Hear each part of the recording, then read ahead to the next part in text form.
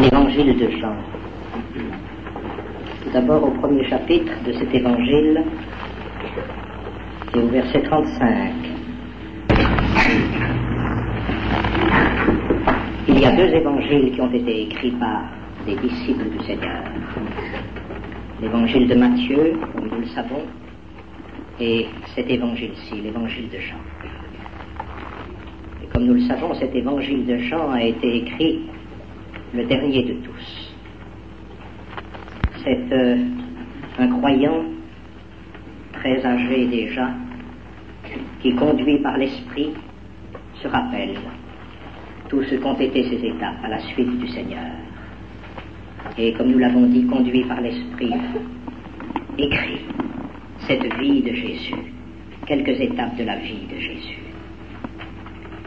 Mais entre autres choses, nous connaissons le caractère particulier de cet évangile de Jean, parlant du Fils de Dieu essentiellement.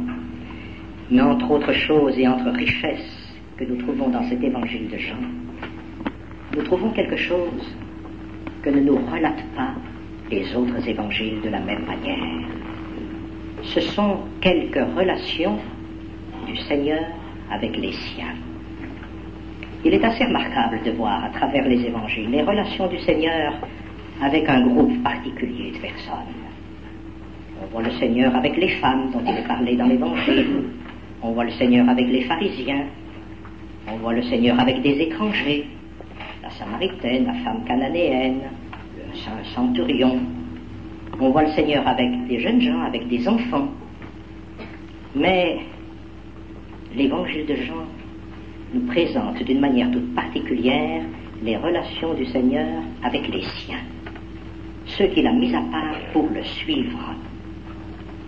Les disciples ont été mis à part déjà pour suivre le Seigneur, pour l'écouter, et ensuite il leur a confié des missions. Nous avons plusieurs disciples qui nous sont nommés là, dans les quelques versets que nous avons lus.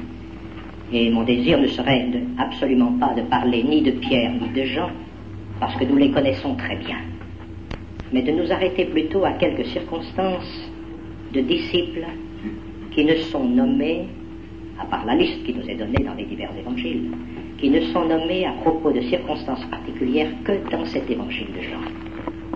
Ici, nous en avons déjà trois.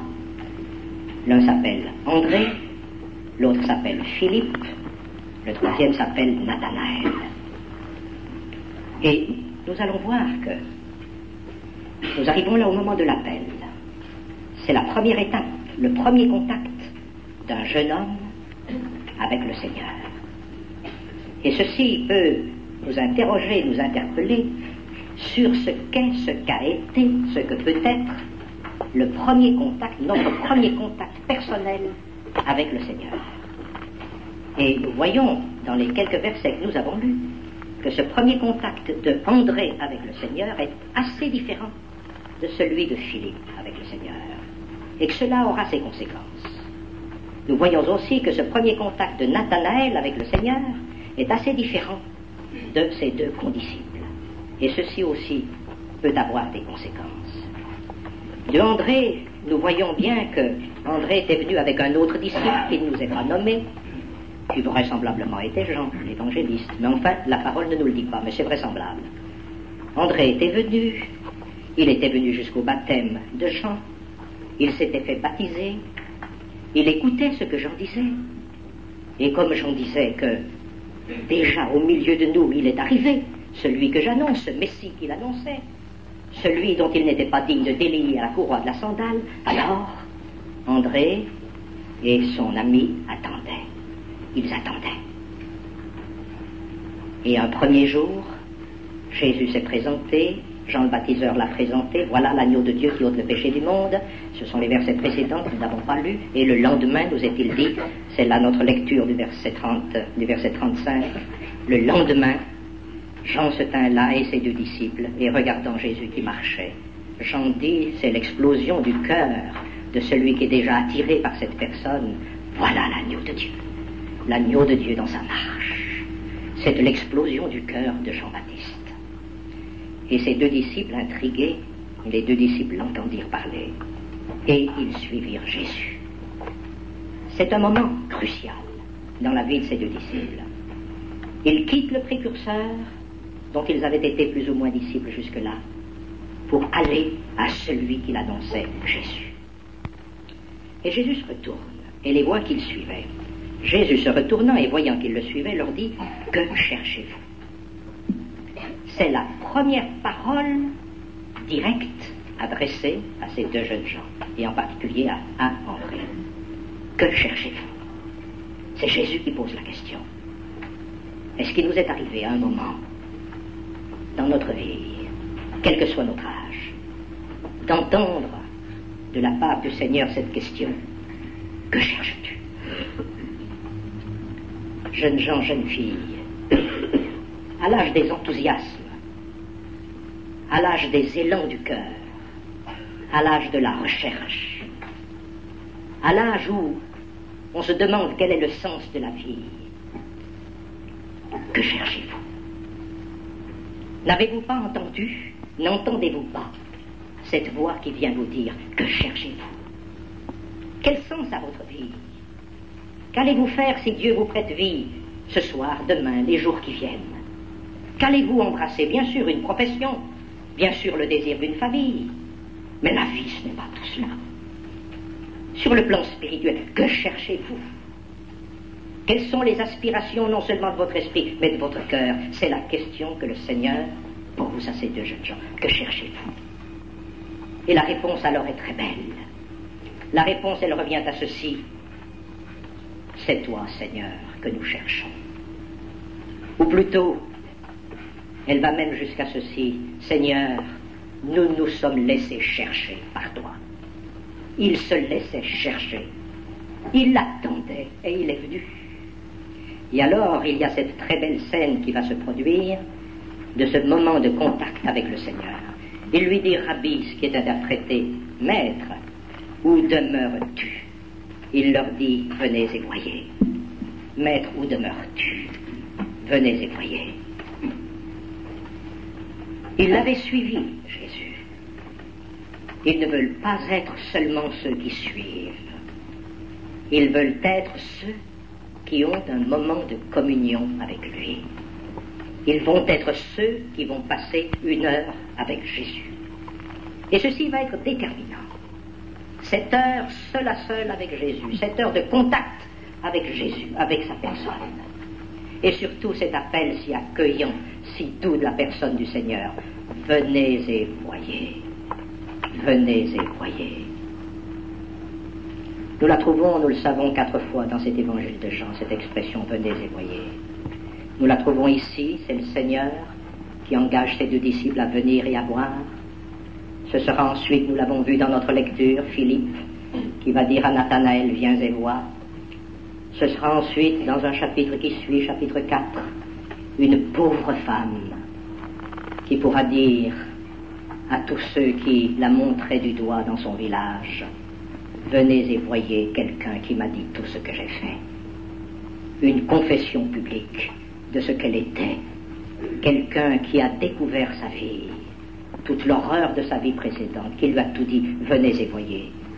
Celui-ci n'est-il pas le Christ? Elle le dit à tout un village, et elle va être le moyen de la conversion des gens dans ce village, qui vont le reconnaître comme le sauveur du monde.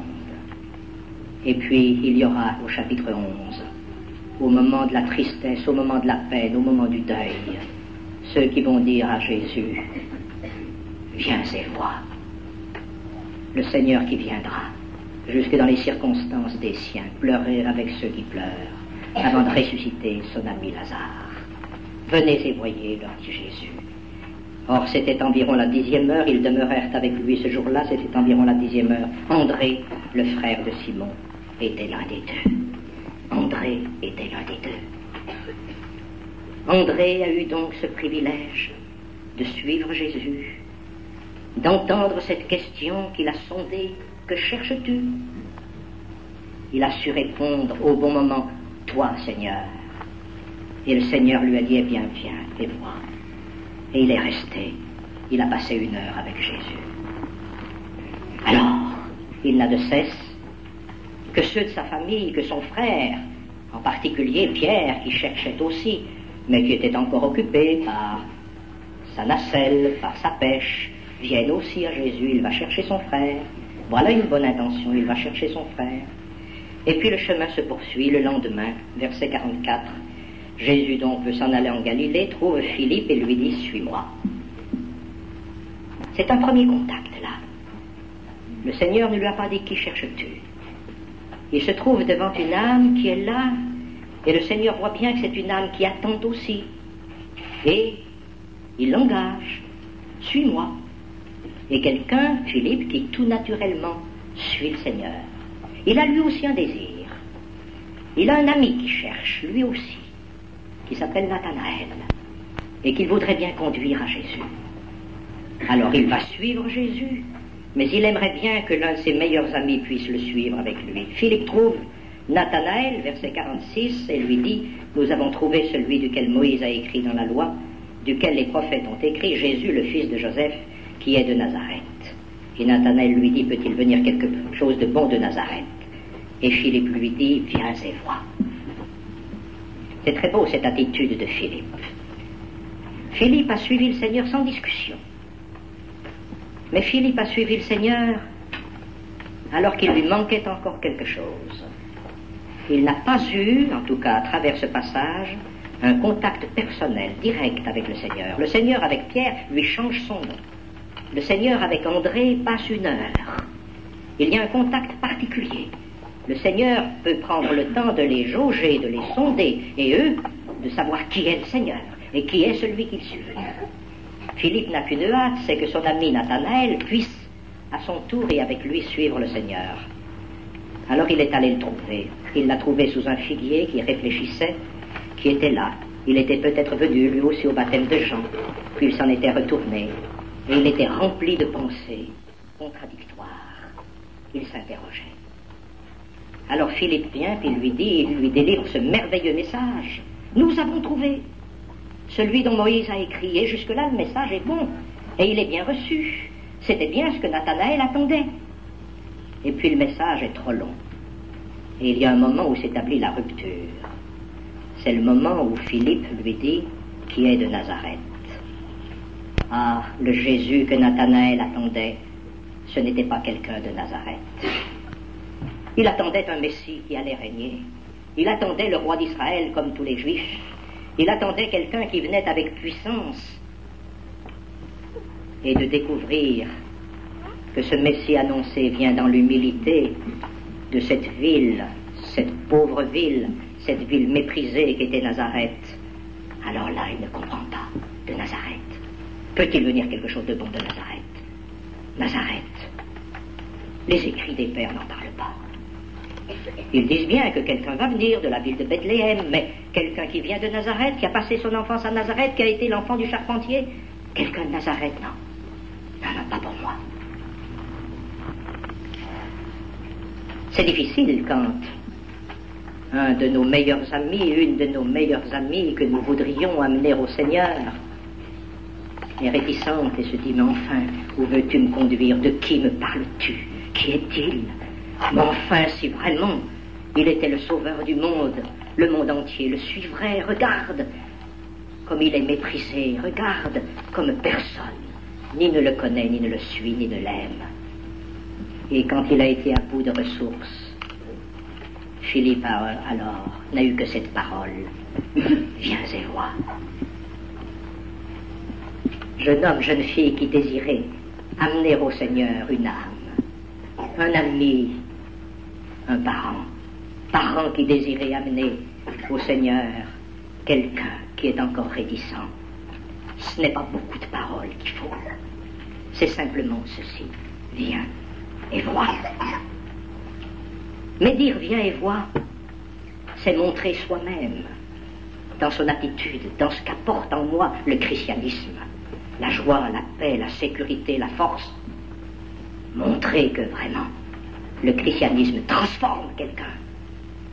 Être un chrétien qui fait bon à voir, bon à entendre, parce que rempli d'une personne qui rayonne en lui, viens et vois, a dit Philippe. Il s'est levé. Et Jésus qui voit approcher cet être qui doute, cet être qui s'interroge sur la personne même de Jésus, va dire de lui quelque chose de très beau et quelque chose qui nous étonne. Voyant donc, Nathanaël lui dit, peut-il venir quelque chose de bon de Nazareth? Philippe lui dit, viens et vois. Jésus vit Nathanaël venir vers lui et lui dit, voici un vrai Israélite en qui il n'y a pas de fraude. Il y a une expression qui nous arrête là, que le Seigneur ait pu dire, et de lui seul, voilà un vrai Israélite dans lequel il n'y a pas de fraude. Il n'y a pas de fraude. Nous ne le trouvons pas souvent dans la parole, cette expression, il n'y a pas de fraude. Nous la trouvons 3 fois seulement. Nous la trouvons déjà dans le psaume 32, et ceci mérite d'être lu. Au psaume 32, qui est donc un psaume de David,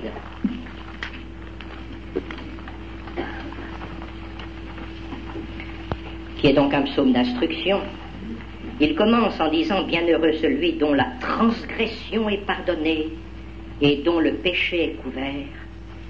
Bienheureux l'homme à qui l'Éternel ne compte pas l'iniquité et dans l'esprit duquel il n'y a point de fraude. » Quelqu'un dont le péché est couvert, dont la transgression est pardonnée, à qui l'Éternel ne compte pas l'iniquité et dans l'esprit duquel il n'y a point de fraude. Et nous le lisons encore en Ésaïe 53, et l'expression donc est répétée, nous le savons, dans le Nouveau Testament, mais c'est la citation d'Ésaïe 53. On lui donna son sépulcre avec les méchants, mais il a été avec le riche dans sa mort, parce qu'il n'avait fait aucune violence et qu'il n'y avait pas de fraude dans sa bouche. Il n'y avait pas de fraude dans sa bouche.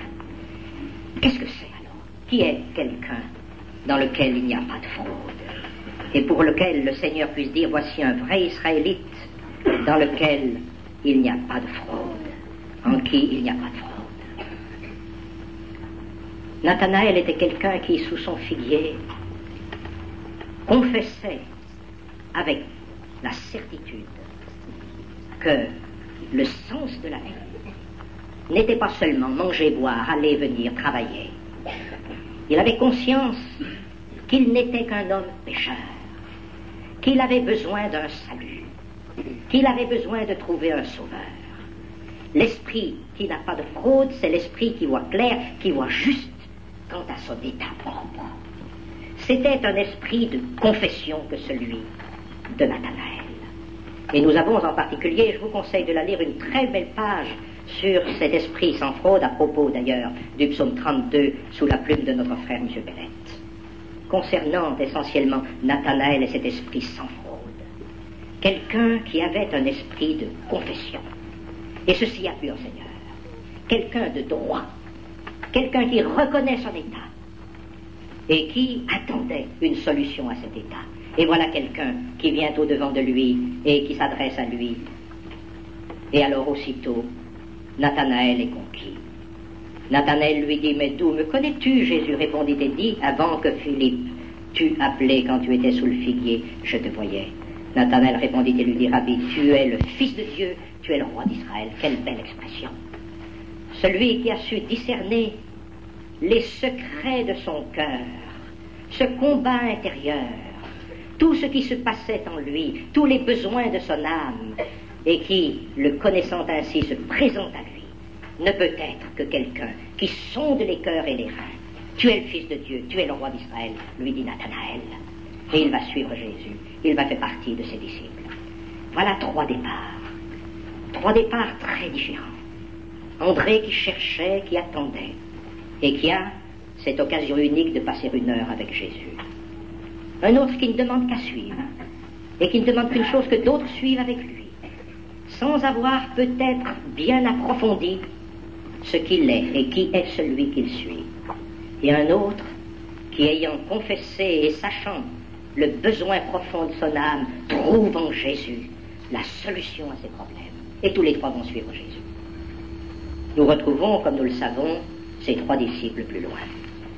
Nathanaël, il faudra attendre après la résurrection.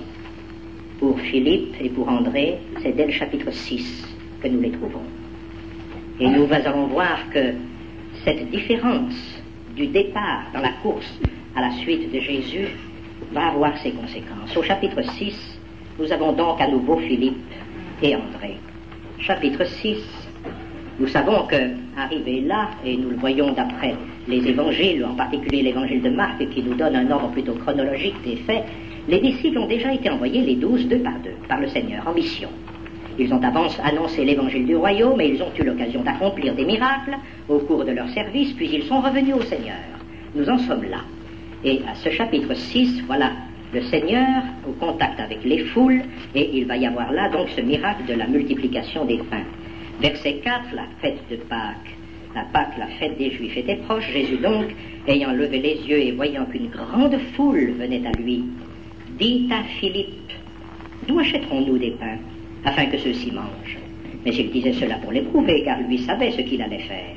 Philippe lui répondit, pour 200 deniers de pain ne leur suffirait pas, pour que chacun en reçût quelque peu. L'un de ses disciples, André, le frère de Simon-Pierre, lui dit, il y a ici un petit garçon qui a 5 pains d'orge et 2 poissons, mais qu'est-ce que cela pour tant de monde? Et Jésus dit, faites asseoir les gens, car il y avait beaucoup d'herbes en ce lieu-là. Les hommes donc s'assirent, au nombre d'environ 5000. Jésus prit les pains, ayant rendu grâce, il les distribua à ceux qui étaient assis. De même aussi les poissons, autant qu'ils en voulaient.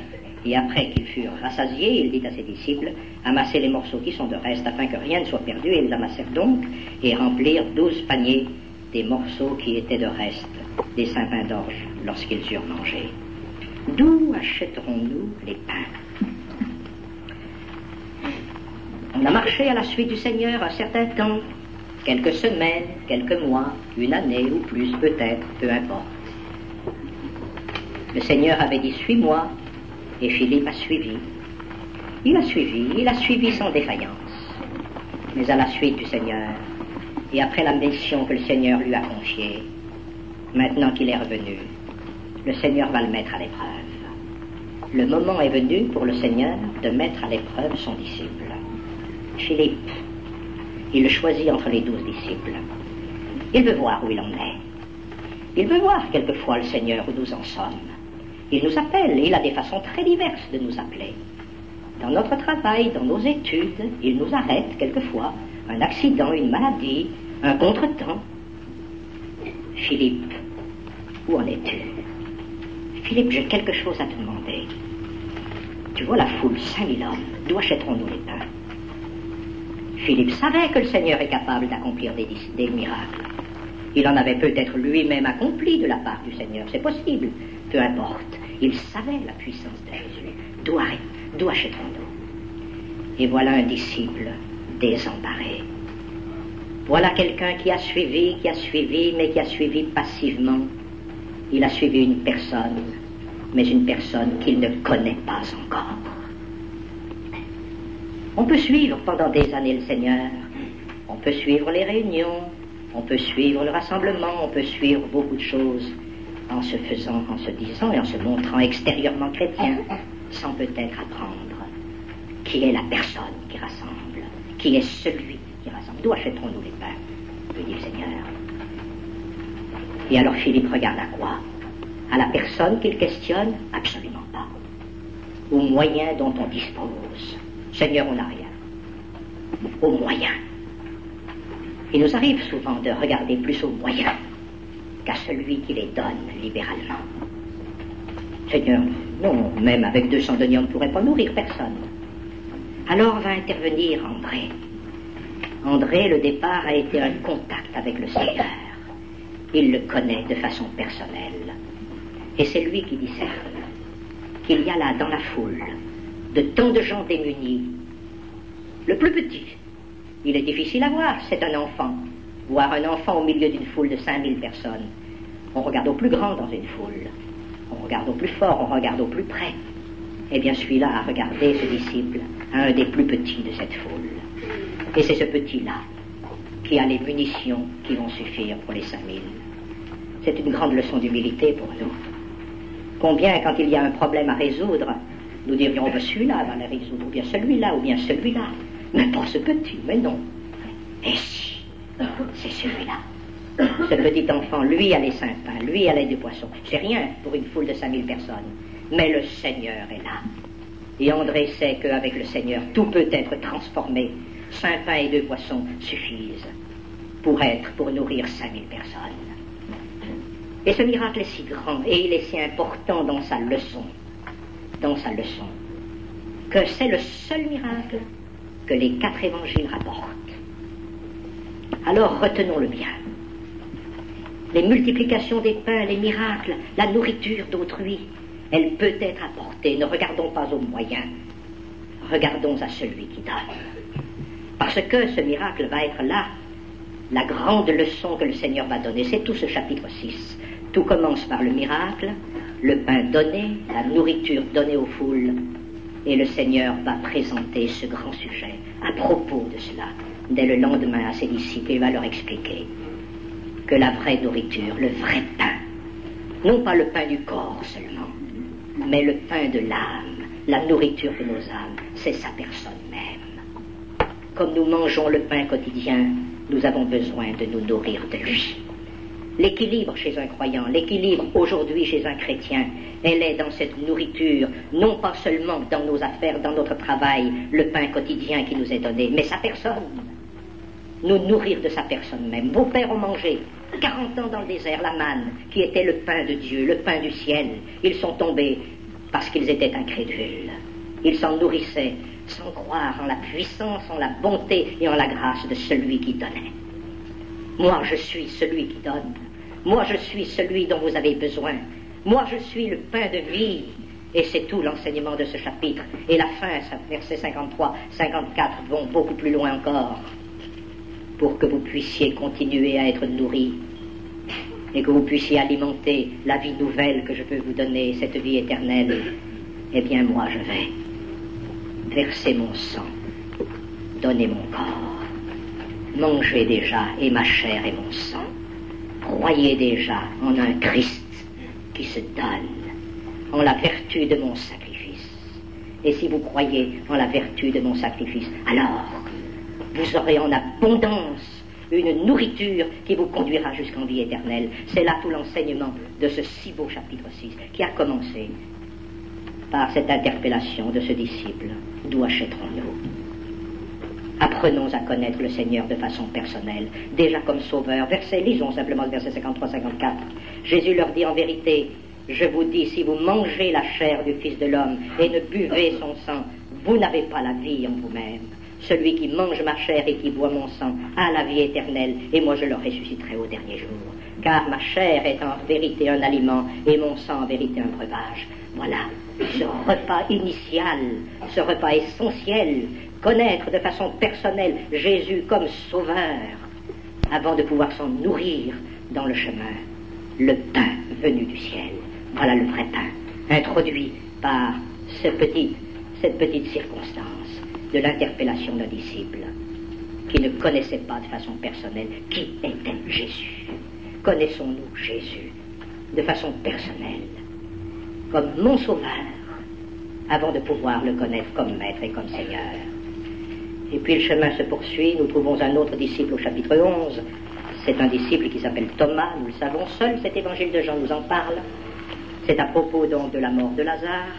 Lazare, donc, ami du Seigneur, famille dans laquelle il a été à Béthanie, est malade, les sœurs l'appellent, et le Seigneur tarde encore 2 jours en Judée, et puis on vient au-devant de lui dire que Lazare est mort. Verset 13, Jésus avait parlé de sa mort, celle de Lazare, mais eux pensaient qu'il avait parlé du dormir du sommeil. Jésus leur dit donc, alors ouvertement, Lazare est mort, et je me réjouis à cause de vous de ce que je n'étais pas là, afin que vous croyiez. Mais allons vers lui. Thomas, donc, appelé Didyme, dit à ses condisciples, allons-y, nous aussi, afin que nous mourions avec lui. C'est la première fois que nous voyons intervenir personnellement Thomas. C'est le seul évangile qui nous relate cet épisode-là. Thomas, donc, était un de ceux qui avaient suivi. Nous ne savons pas comment a été l'appel de Thomas. La parole ne nous en dit rien, mais Thomas suit le Seigneur. Et ici, parce que nous avons tendance à juger beaucoup Thomas pour son incrédulité, ici, nous voyons un Thomas qui, finalement, se montre très déterminé. Nous arrivons là, nous le savons, aux dernières semaines de la vie du Seigneur ici-bas. Il termine son voyage, il va aller à Béthanie, il va passer ensuite quelques semaines ou quelques jours dans Jérusalem et à Béthanie, puis il va être crucifié. C'est tout à la fin de la vie de notre Seigneur. Il y a un grand danger. Le Seigneur leur a dit, il leur a dit qu'il va, et puis il va souffrir, et puis il va être crucifié, puis il va ressusciter le troisième jour. À plusieurs reprises, si nous suivons dans l'évangile de Luc toutes ces étapes, nous voyons qu'à plusieurs reprises, 4 ou 5 fois, le Seigneur dit à ses disciples qu'il va souffrir et qu'il va mourir. Et là, tous ses disciples lui disent, mais Seigneur, ne va pas. Seigneur, ne va plus en Judée. Seigneur, ne retourne pas. Ne retourne pas. Et voilà un Thomas qui dit, quand le Seigneur est déterminé à y aller, mais allons vers lui, dit le Seigneur. Thomas dit donc à ses condisciples, allons-y, afin que nous mourions avec lui. Voilà quelqu'un peut-être résigné, mais quelqu'un qui est décidé à suivre le Seigneur, quoi qu'il en coûte. Quoi qu'il en coûte. Ils vont tous le quitter, s'enfuir, nous le savons par la suite. Mais voilà quand même un disciple qui, sachant que le Seigneur est exposé à bien des dangers, accepte de partager le danger avec lui. Il y a de l'opprobre, il y a des dangers. Thomas dit, allons-y, afin que nous mourions avec lui. Cette parole est très belle de la part de Thomas. Nous savons qu'il ne pourra pas le faire mieux que les autres. Mais enfin, il y a chez lui une détermination qui engage, si on peut dire, ses frères. Et le Seigneur, suivi de ses disciples, va aller à Béthanie. Et puis va passer ses derniers jours à Jérusalem. Au chapitre 12, nous retrouvons de nouveau Philippe et André. C'est à propos des Grecs qui désirent voir le Seigneur. Et au verset 20, nous voyons ceci, il y avait quelques Grecs d'entre ceux qui étaient montés pour adorer pendant la fête. Ceux-ci donc vinrent à Philippe, qui était de Bethsaïda de Galilée, et ils le priaient, disant, Seigneur, nous désirons voir Jésus. Philippe vient, et le dit à André, et puis André vient, et Philippe, et ils le disent à Jésus. Et Jésus leur répondit, disant, l'heure est venue pour que le Fils de l'homme soit glorifié. En vérité, je vous dis, à moins que le grain de blé tombant en terre ne meure, il demeure seul, mais s'il meurt, il porte beaucoup de fruits. Nous avons là tout un tableau prophétique, nous le savons. Nous avons eu d'abord la résurrection de Lazare qui nous montre toute la puissance du Fils de Dieu.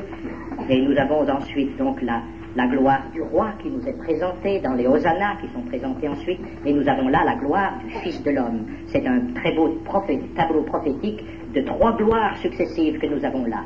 Celle du Fils de Dieu qui ressuscite les morts, celle du roi d'Israël qui entre en gloire dans sa ville, mais ce ne sera que pour un court moment, et ici essentiellement la gloire du Fils de l'homme qui vient pour régner sur la terre. Et les Grecs, ces étrangers, ont le désir de voir le Seigneur. Ils s'approchent de Philippe.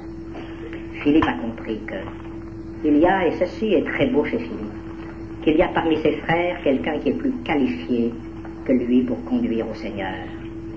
André était celui qui avait conduit Pierre au Seigneur. André est celui qui a conduit ce petit enfant au Seigneur pour qu'il multiplie les pains. André est celui qui saura conduire aussi les Grecs au Seigneur.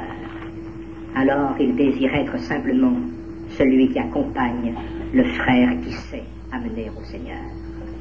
Et je pense que là, dans le service et le partage du service, il y a une très grande leçon d'humilité qui nous est donnée. Philippe mesure ici ce que sont ses propres limites. Il ne sait pas très bien, lui, conduire au Seigneur. André sait mieux que lui. Alors il va avec les Grecs, il va trouver André, et tous les deux, ils vont conduire ces hommes qui désirent voir le Seigneur. Seigneur, voilà, quelqu'un qui désirerait te connaître, qui désirerait te voir. C'est une très belle place d'humilité. Nous savons difficilement la prendre, mais que Philippe, dans cette attitude, nous l'apprenne aujourd'hui. L'humilité dans le service et la confiance dans ses frères, dans ceux qui, mieux que nous, savent faire. Tous les deux ont conduit au Seigneur. Et ce sera pour le Seigneur l'occasion alors de parler, parce que ces Grecs ont été amenés jusqu'à lui, du grain de blé tombant en terre. Parler de sa mort, non, le moment de la gloire n'est pas venu. Non, le moment du règne du Fils de l'homme, tout ceci c'est pour plus tard. Gloire du Fils de Dieu, gloire du Messie, gloire du Fils de l'homme, tout ceci donc est en promesse, tout ceci viendra un jour, mais pour moi, l'heure est maintenant celle de la souffrance et celle de la mort. Je ne suis maintenant tel le grain de blé que quelqu'un de solitaire dans mon chemin. Il faut tomber en terre, il faut connaître la mort, pour que par la mort, beaucoup puissent venir à la vie, pour que des fruits nouveaux puissent être donnés. Et c'est la grande leçon que le Seigneur va donner là, dans ce chapitre 12. Vient alors au chapitre 14, un nouvel épisode, où nous voyons alors à nouveau apparaître Thomas et Philippe. Quand le Seigneur leur a dit que votre cœur ne soit pas troublé, vous croyez en Dieu, croyez aussi en moi. Dans la maison de mon Père, il y a plusieurs demeures. S'il en était autrement, je vous l'eusse dit, je vais vous préparer une place. Si je m'en vais et que je vous prépare une place, je reviendrai et je vous prendrai auprès de moi, afin que là où moi je suis, vous soyez aussi. Et vous savez où moi je vais. Vous en savez le chemin. Thomas lui dit, Seigneur, nous ne savons pas où tu vas. Et comment pouvons-nous en savoir le chemin? Jésus lui dit, moi, je suis le chemin et la vérité et la vie. Nul ne vient au Père que par moi. Si vous m'aviez connu, vous auriez connu aussi mon Père. Et dès maintenant, vous le connaissez et vous l'avez vu. Philippe lui dit, Seigneur, montre-nous le Père et cela nous suffit. Jésus lui dit, je suis depuis si longtemps avec vous et tu ne m'as pas connu, Philippe. Celui qui m'a vu a vu le Père. Et comment toi dis-tu, montre-nous le Père? Ne crois-tu pas que moi je suis dans le Père et que le Père est en moi? Nous avons une seconde intervention de Thomas qui nous montre, comme nous l'avions vu dans ce chapitre 11, un disciple qui est direct, un disciple qui est franc, un disciple, et ceci est très remarquable chez Thomas, qui exprime tout haut ce que les autres pensent tout bas, mais n'ont jamais dit. Dire au Seigneur, comme le dit Philippe, Seigneur, nous ne savons pas où tu vas. Quand le Seigneur a dit, vous savez où moi je vais, et vous en connaissez le chemin. Aucun disciple ne savait où le Seigneur allait. Le Seigneur a parlé de sa mort et de son chemin, et de ce qu'il allait souffrir. Aucun ne l'a cru. Et un des témoignages les plus poignants est celui-ci. C'est de celui de l'apôtre Jean, à la résurrection, il vit et cru. Il n'avait jamais cru. Aucun des disciples n'avait vraiment cru ce que le Seigneur disait. Eh bien, Thomas est un de ces disciples directs qui exprime tout haut ce que d'autres pensent tout bas. On en a besoin de ceux-là, quelquefois. De frères qui soient directs, qui soient francs, qui expriment tout haut ce que d'autres pensent et n'ont pas dit. Ils n'osent pas même se le dire à eux-mêmes. Cette façon directe de Thomas est très belle. Nous ne savons pas, Seigneur. Et il le confesse, son ignorance profonde. Et les autres sont bien contents que Thomas ait ouvert la bouche. Et le Seigneur alors nous a cette belle parole. Moi je suis le chemin, la vérité, la vie. Je suis le chemin, la vérité, la vie. Nul ne vient au Père que par moi. Et le Seigneur poursuit. Si vous m'aviez connu, vous auriez connu aussi mon Père. Et dès maintenant vous le connaissez et vous l'avez vu. Ah, voilà encore quelque chose qui interpelle et quelque chose d'énigmatique, quelque chose de mystérieux. Vous avez vu le Père, mais comment les disciples avaient-ils vu le Père? Et voilà Philippe alors, qui vient confesser, il est bien obligé, bien humblement, mais Seigneur, mais montre-nous le Père. Et ça va nous suffire. Seigneur, simplement cela, montre-nous le Père. Et cela nous suffit. Et il reçoit alors de la part du Seigneur cette réponse, qui nous sonde aussi. Je suis depuis si longtemps avec vous, Philippe, et tu ne m'as pas connu, Philippe. Je suis depuis si longtemps avec vous, et tu ne m'as pas connu, Philippe. Celui qui m'a vu a vu le Père. Aucun des disciples n'avait une connaissance profonde, personnelle, du Seigneur, de sa mission comme homme souffrant, la nécessité de sa mort. Personne n'avait conscience de la gravité du péché, de la dette qu'il avait à payer et du sacrifice qu'il fallait accomplir pour payer cette dette. Personne n'en avait conscience, même ses plus intimes n'en avaient pas conscience. Il fallait à tout prix passer par là. Je suis depuis si longtemps avec vous et tu ne m'as pas connu, Philippe. Ah, combien d'entre nous, hélas, et nous baissons, nous pouvons tous baisser la tête. Nous sommes depuis si longtemps, les uns les autres avec le Seigneur, dans son chemin. Nous nous disons chrétiens, nous nous disons croyants, nous disons nos familles, familles de croyants. Et si l'on sondait vraiment, quand les circonstances sont là, difficiles, douloureuses, nous verrions alors ce que c'est qu'être croyant, que le Seigneur nous l'apprenne, un jour après l'autre. Je suis depuis si longtemps avec vous et tu ne me connais pas. Cette connaissance personnelle du Seigneur, sa personne, la valeur de sa personne, ce qu'il veut apporter dans les circonstances heureuses et dans les circonstances difficiles. Pleurez avec ceux qui pleurent, vous est-il dit dans l'Évangile, dans Romains 12. Nous pouvons pleurer avec ceux qui pleurent, sympathiser avec ceux qui pleurent. Réjouissez-vous avec ceux qui se réjouissent, nous est-il dit. Voilà quelque chose, c'est le Seigneur qui veut tisser entre nous et avec lui ces relations d'amour et d'intimité. Puissions-nous les connaître avec lui, dans la joie comme dans les pleurs, pouvoir connaître la valeur de la personne du Seigneur. Et puis alors l'évangile va se poursuivre, ça va être la crucifixion, puis ça va être le retour du Seigneur, l'apparition du Seigneur une première fois quand le soir est venu, c'est le verset 10 du chapitre 20, puis de nouveau l'apparition de Thomas à partir du verset 24. Ce premier jour de la semaine, quand les disciples se sont réjouis et qu'ils ont vu le Seigneur, Thomas n'était pas là. Alors le Seigneur attend 8 jours, et au bout de 8 jours, il va trouver Thomas. Verset 24, Thomas, l'un des 12, appelé Didyme, n'était pas avec eux quand Jésus vint. Les autres disciples donc lui dirent, nous avons vu le Seigneur. Mais il leur dit, à moins que je ne voie en ses mains les marques des clous, que je ne mette mon doigt dans les marques des clous, que je ne mette ma main dans son côté, je ne croirai point. Et 8 jours après, ses disciples étaient de nouveau dans la maison, Thomas avec eux. Jésus vint, les portes étant fermées, il se tint au milieu d'eux et dit, paix vous soit. Puis il dit à Thomas, avance ton doigt ici, regarde mes mains, avance aussi ta main et mets-la dans mon côté.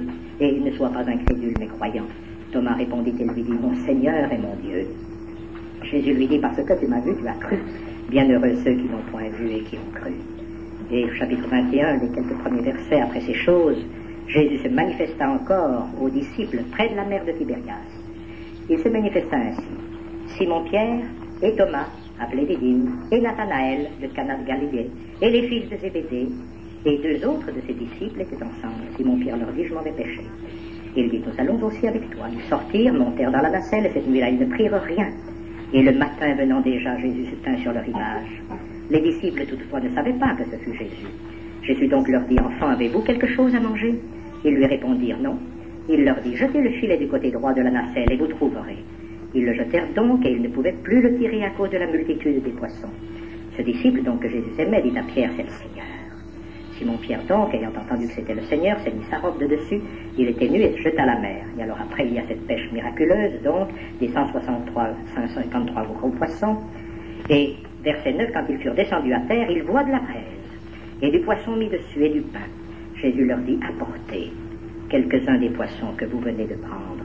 Simon-Pierre monta, il tira le filet à terre, plein de 153 gros poissons. Quoiqu'il y en eût tant, le filet n'avait pas été déchiré. Jésus leur dit, venez dîner. Et aucun des disciples n'osait lui demander, qui es-tu, sachant que c'était le Seigneur Jésus. Le Seigneur Jésus vient, prend le pain, le leur donne, de même le poisson. Ce fut là une 3e fois déjà que Jésus fut manifesté aux disciples après qu'il fut ressuscité d'entre les morts. Ce premier jour, il y a 3 apparitions qui nous sont transcrites donc dans cet évangile de Jean. C'est la 3e fois, nous est-il dit, à la mer de Tibérias. La première fois, les disciples étaient là. Un manquait, Thomas n'était pas là. Nous ne savons pas. La parole ne juge pas. Elle ne nous dit pas pourquoi. Mais il n'était pas là. Et au moment où les autres se sont réjouis, où ils ont vu les mains percées, le pied percé, qu'ils ont contemplé ainsi le Seigneur ressuscité, qu'ils se sont réjouis ensemble, qu'ils ont entendu cette parole de paix, l'un d'entre eux n'a pas entendu cela. Combien vite, à l'occasion d'une petite défaillance, l'incrédulité gagne le cœur. Quand les disciples tout heureux viennent dire à Thomas, nous avons vu le Seigneur. Thomas incrédule leur dit, à moins que, je ne croirai pas. Le Seigneur a attendu 8 jours. Et le Seigneur les a rassemblés une seconde fois, pour avoir cette seconde fois un contact direct, avec celui qui l'aimait, et dans le cœur duquel il y avait encore une racine de doute et d'incrédulité. Et cette seconde rencontre est un véritable contact direct entre le Seigneur et Thomas. Oh, quel moment, quand les disciples rassemblés, le Seigneur fait avancer Thomas. Il lui dit, montrant les trous de ses mains et de son côté, mets ton doigt. Il y a quelquefois des moments dans la vie où il faut aller jusque-là. Que le Seigneur nous fasse toucher personnellement du doigt ce qu'a été sa souffrance pour moi, pécheur, pour qu'enfin puisse jaillir de mon cœur cette parole, mon Seigneur et mon Dieu. Elle est très belle, mais il a fallu aller jusqu'au cœur même de la souffrance et comprendre que ce n'est pas pour tous ce n'est pas pour les uns, pour les c'est pour moi, une œuvre qu'a rendu nécessaire mon péché, mon état de misère. Thomas a à ce moment-là ce contact personnel avec le Seigneur. Puis il y a cette troisième rencontre. Nous savons qu'elles sont symboliques, ces rencontres. Dans la première rencontre, nous avons comme le noyau de l'Église qui est rassemblé là autour du Seigneur. Dans la seconde, nous avons comme une figure du résidu d'Israël qui reviendra repentant. C'est l'image de Thomas qui trouve le Seigneur. Dans la troisième, nous avons alors celui qui règne et qui est là, associé à ceux qui viennent prendre son repas. Mais cette dernière scène est très belle parce que nous retrouvons alors tous ceux qui ont eu des problèmes. Nous avons la confirmation qu'il y a bien là donc Thomas, qu'il y a bien là Nathanaël, il est question des fils de Zébédée, et les noms, deux noms ne nous sont pas donnés, ni celui d'André ni celui de Philippe. Nous pouvons bien penser que parmi ces deux disciples, il devait être là. C'est très probable. En tout cas, il n'y avait pas Judas, il n'y avait certainement pas Matthieu, qui n'était pas un pécheur. Nous pouvons penser qu'ils étaient là. Ils ont été à la suite du Seigneur. Ils ont fait leurs expériences. Et puis, ce dernier moment, à cette dernière étape de son voyage, le Seigneur voudrait la faire avec eux. Et il les trouve tous dans un état qui nous étonne un peu. Comme si le fait que le règne n'ait pas été établi, ils le diront, on le trouve au début du livre des Actes, Seigneur, est-ce en ce temps-ci que tu rétablis le règne d'Israël? Maintenant que le Seigneur est mort, il peut établir son règne. Est-ce en ce temps-ci? Non, dira le Seigneur. Laissez ceci, donc c'est mon Père qui sait. Les temps et les saisons appartiennent à mon Père, non pas à vous ni même à moi. Et ses disciples, on peut dire comme un peu déçus, considèrent cette richesse d'une étape dans la vie avec le Seigneur comme une parenthèse dans leur vie. Et ils seraient prêts à reprendre leur vie là où ils l'avaient quittée avant le moment de cette rencontre avec le Seigneur. C'est quelque chose qui nous interroge, cela encore. Ça a été une parenthèse importante, capitale dans leur vie, mais sur l'invitation de l'un d'entre eux, de Pierre, ils sont prêts, ces quelques-uns, à de nouveau reprendre la vie comme ils l'avaient prise autrefois. Et l'attitude du Seigneur est très belle. Ils vont passer la nuit entière, ne rien prendre, une nuit pour rien, un travail qui ne rapporte rien. Cet ancien travail, cet ancien labeur, cette ancienne activité ne peut plus rien rapporter. Le Seigneur ne viendra pas dans la nuit auprès d'eux. Il laisse passer la nuit. Et tout d'un coup, quand le matin se lève, il y a une voix qui se fait entendre sur la rive. Le matin venant déjà, de la rive, une voix se fait entendre. Qu'avez-vous pris? Alors ce travail que vous avez repris, quel résultat? Combien de poissons? Qu'avez-vous fait? Et il faut bien confesser, rien, Seigneur. Toute une nuit, rien, Seigneur. Rien, Seigneur. Ah, si l'un d'entre nous a connu ces hauts et ces bas dans la vie, et ces moments où l'on perd son temps, qu'il voit bien que le matin se lève, et qu'il entende de la rive la voix qui lui dit « Qu'as-tu pris? Qu'as-tu fait ?» et qu'il confesse « Rien, Seigneur. » Et alors, le Seigneur ne reviendra pas dans la barque comme il l'a fait en Luc 5, au début de l'appel de Pierre. Il n'a rien à faire dans la barque. Il n'a rien à faire dans ce travail. Il ne reprend pas la vie comme il l'avait prise au début et la pêche miraculeuse de Pierre au moment de sa conversion. Le Seigneur ne revient pas en arrière. Il reste sur la rive. Puis il nous frappe. Personne ne lui disait « Qui es-tu ?» sachant que c'était le Seigneur. Il y a des moments de communion silencieuse qui sont des moments plus expressifs que beaucoup de paroles. Puissions-nous les uns et les autres connaître ces moments de communion intime avec le Seigneur où il n'a pas besoin de nous parler, où nous n'avons pas besoin de rien lui dire, mais où nous sentons que nos cœurs pour lui se réchauffent un peu.